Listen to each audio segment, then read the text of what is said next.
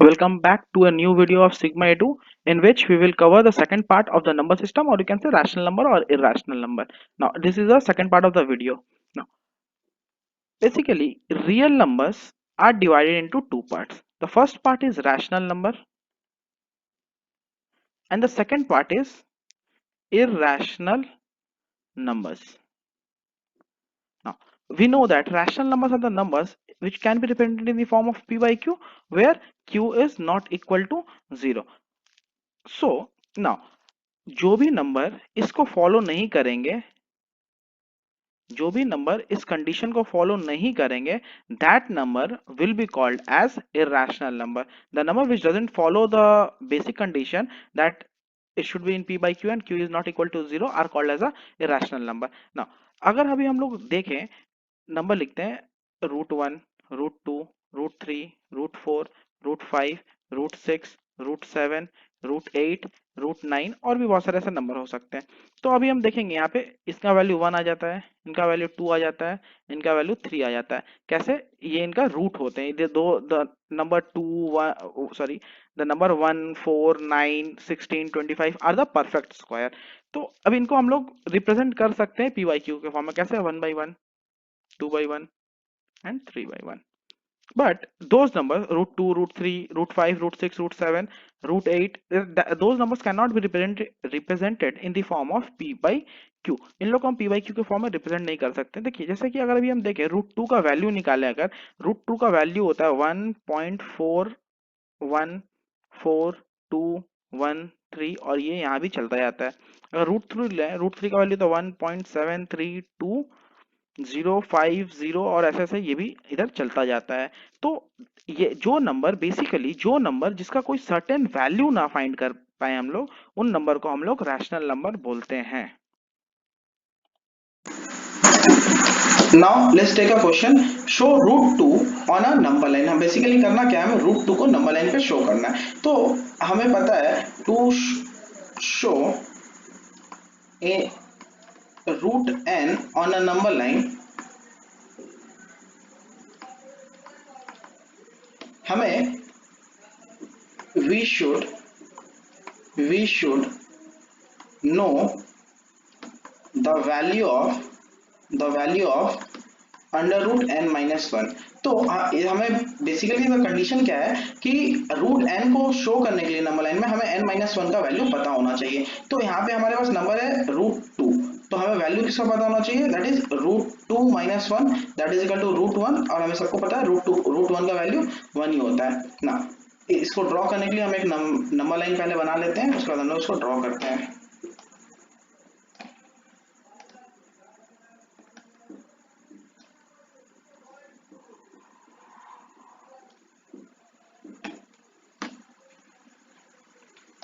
Okay, now ये हमारा number line हो गया. इस पॉइंट को हम लोग 0 मार्क कर लेते हैं.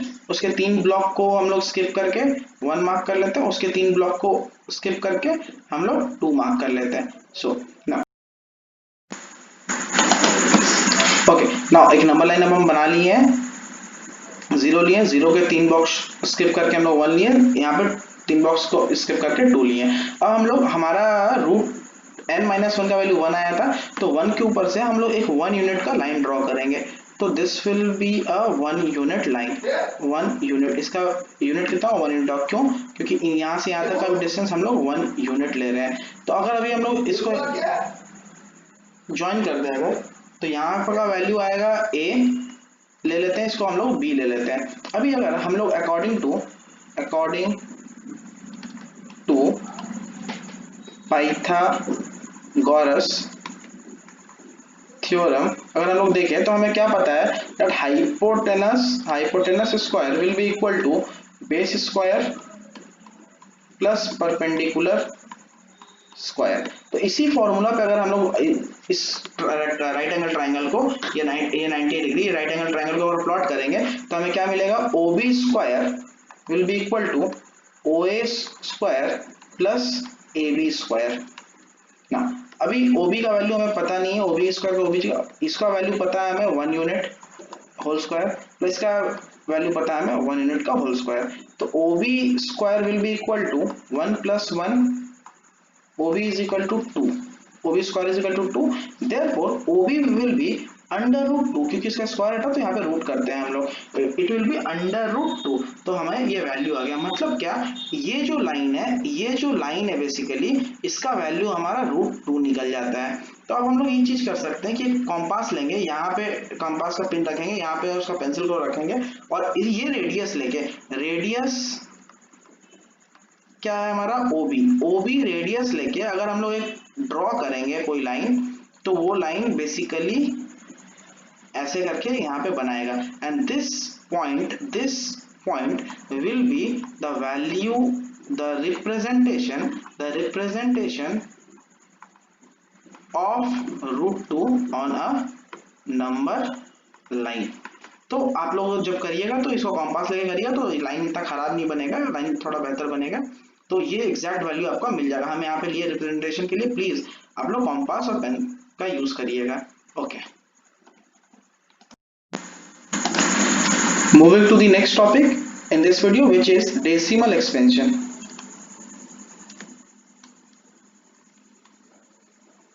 So now what is decimal expansion? When we have a rational number that is in the form of p by q and we'll find the exact value of this, the number we will get is decimal number and the process of this is called decimal expansion. अगर हम लोग example लें, अगर हम लोग एक rational number लेते हैं 1/8, ये p है, ये q है and q is also not equal to 0, तो ये एक रैशनल नंबर हो गया हमारा।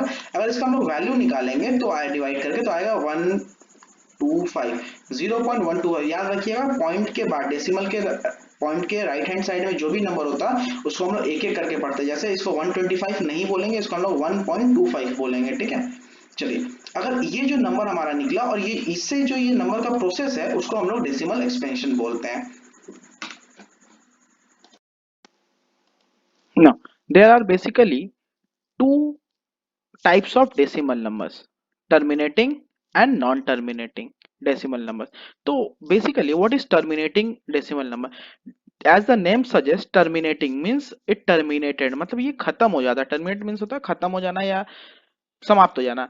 तो टर्मिनेटिंग नंबर्स ऐसे हो गए जो कि खत्म हो जाते हैं। बट इसका मतलब क्या है कि अगर हम लोग किसी को एक 1/8 नंबर लेते हैं, इसको अगर हम लोग डिवाइड करते हैं, या 1 पॉइंट के लिए 0 आएगा, 1 8 माइनस 2 पॉइंट के लिए 0 2 16 माइनस 4 पॉइंट के लिए 0 5 40 एंड इट्स 0।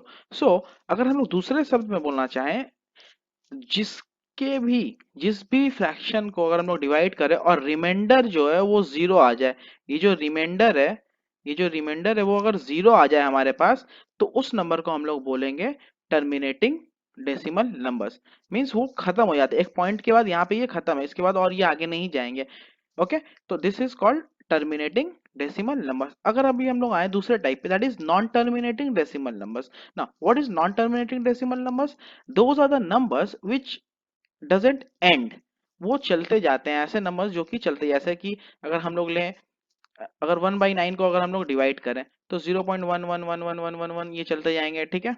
अगर हम लोग और भी बहुत सारे ऐसे नंबर होते हैं, जैसे 1/3 ले ले तो यहाँ पे 0.333333 ऐसे करके ये चलते जाएंगे ना। इनको लिखने का तरीका क्या है? इनको लिखने का तरीका ये है कि इस पूरे नंबर को हम लोग 0.1 बार, 0.3 बार ये हम लोग ले लेते हैं ना। अगर हम लोग इस पे अगर ठीक से देखें तो टर्मिनेटिंग नंबर दो टाइप के हो सकते हैं। वो दो टाइप टर्मिनेटिंग नंबर का क्या है? दैट इज रेकरिंग डेसिमल और रिपीटिंग डेसिमल, जिसको बोलते हैं नॉन रेकरिंग डेसिमल और नॉन रिपीटिंग डेसिमल नंबर्स, इनको हम लोग बोलते हैं ना। अब basically what is recurring decimal? जो रेकरिंग होते हैं मतलब कि जो कि एक ही पैटर्न बार बार करके रिपीट होता है, एक ही पैटर्न जब बार बार करके रिपीट होता है वैसे नंबर को हम लोग बोलते हैं रेकरिंग नंबर। अगर हम लोग एग्जाम्पल है 0.35 35 35 35 35 और ऐसे चलते जाएंगे, तो ये जो नंबर होते हैं इसको हम लोग रेकरिंग डेसिमल नंबर बोलते हैं। क्यों? क्योंकि the same pattern which is 35 35 35 is repeating again and again. So we can write this number as 0.35 bar. Okay, now there is also another type of this. अगर हम लोग इसको लें 0.123232323, this is also a kind of recurring decimal number, but there is a difference. In the first case, all the numbers are getting repeated, but in the second case, not all the numbers are getting repeated. So we can write this number as 0.123, and the bar should be on the head of 2 and 3 only. Okay, so this is the kind of number which is known as recurring decimal number, or we can say repeating decimal numbers. Now, what is non-recurring decimal numbers, or we can say non-repeating decimal number? If we'll take an example, 0.1246870895436. Now we will never notice a pattern in it. There is no systematic pattern in the repetition. This is also a non terminating number means what, it is continuing, ये चलता ही जा रहा है, लेकिन इसमें कोई pattern follow नहीं हो रहा है। जब भी कोई ऐसा नंबर हो हमारे पास जिसमें कोई भी पैटर्न फॉलो ना हो और वो चलता जाए, उसको हम लोग नॉन रेकरिंग डेसिमल नंबर बोलते हैं। ओके, इसका और भी एग्जांपल होता है, जैसे कि अगर हम लोग pi, we know a letter pi which is 22/7, इसको भी अगर हम लोग करेंगे तो ये हमें नॉन रेकरिंग डेसिमल नंबर हमारे पास आता है 3.14, and then it becomes a non recurring decimal number.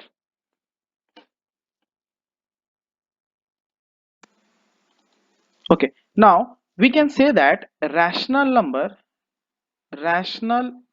number can be terminating,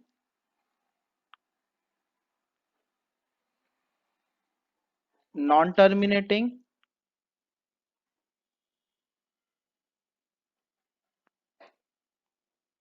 recurring, and non-recurring also. But irrational number, irrational number will always be, will always be non-recurring numbers, or we can say non-repeating numbers. Okay, so now the question arises is how we can write recurring numbers into its rational form, or a non-terminating number into a rational form. So we will do this in our next video. Till then, take care, stay safe, keep studying, and if you like the channel, please do subscribe, share, and like the video. Thank you.